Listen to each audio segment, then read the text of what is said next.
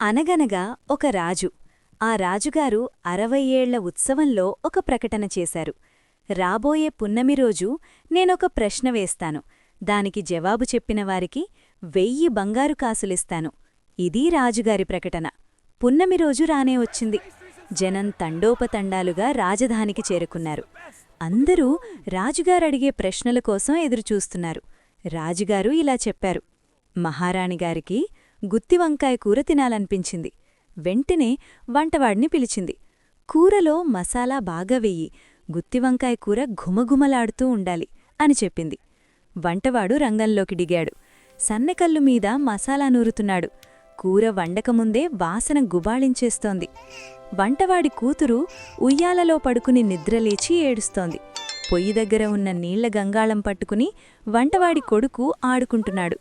ఆ నీళ్లు పడి మంటలారుతున్నాయి. అది చూసిన వంటవాడికి ఎక్కడలేని కోపం వచ్చింది. దీన్ని వంటవాడి భార్య చూసింది. ఒరేయ్, నీకు పొయ్యి దగ్గర ఏం పన్రా? పొయ్యిలో పడ్డావంటే నీకు చావు మూడుతుంది అని వాణ్ణి పట్టుకుని దూరంగా లాగింది. ఎలాగైతేనేం గుత్తివంకాయ కూర తయారైంది. దాన్ని తిని ఆ రుచికి మహారాణి మహదానందపడిపోయింది. సంతోషం పట్టలేక ఆమె వంటవాణ్ణి పిలిచి కొన్ని బంగారు కాసులు బహుమానంగా ఇచ్చింది అని కథ చెప్పడం ముగించారు. కథ బాగా విన్నారుగా? రాణిగారు వంటవాడికి ఎన్ని బంగారు కాసులిచ్చింది? ఇదీ ప్రశ్న. సమాధానం కథలోనే ఉంది. ఎవరు జవాబు చెబుతారో చెప్పండి అన్నాడు రాజు. పండితులందరూ తలలు గోక్కున్నారు. జవాబును మాత్రం ఒక్కరైనా ఊహించలేకపోతున్నారు. 5వ తరగతి చదివే వెన్నెల కూడా కథను బాగా విన్నది. రాజుగారు, నేను జవాబు చెబుతాను అంటూ పెద్దగా అరిచి చేతులూపింది. జవాబు చెప్పమన్నాడు మహారాజు. మహారాజా, రాణిగారిచ్చిన కాసులు 1116 అంది వెన్నెల.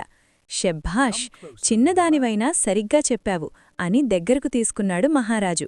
సింహాసనం మీద కూర్చోపెట్టుకున్నాడు. పాపా, జవాబు ఎలా చెప్పగలిగావమ్మా అని వెన్నెలను అడిగాడు రాజుగారు. జవాబు మీ కథలోనే ఉంది మహారాజా. మసాలా 1000లో 1000 ఉంది, నూరుతున్నాడులో 100 ఉంది, ఏడుస్తోందిలో 7 ఉంది, ఆరుతున్నాయిలో 6 ఉంది, మూడుతుందిలో 3 ఉంది, మొత్తం కలిపితే 1116 అని జవాబు చెప్పింది వెన్నెల. జనం చప్పట్లతో వెన్నెలను అభినందించారు. రాజుగారు ప్రకటించిన బహుమతి వెన్నెలకే దక్కింది. ఇలాంటి మరిన్ని కథల కోసం ఛానల్ని సబ్స్క్రైబ్ చేసుకోండి. సర్వేజన సుఖినో భవంతు.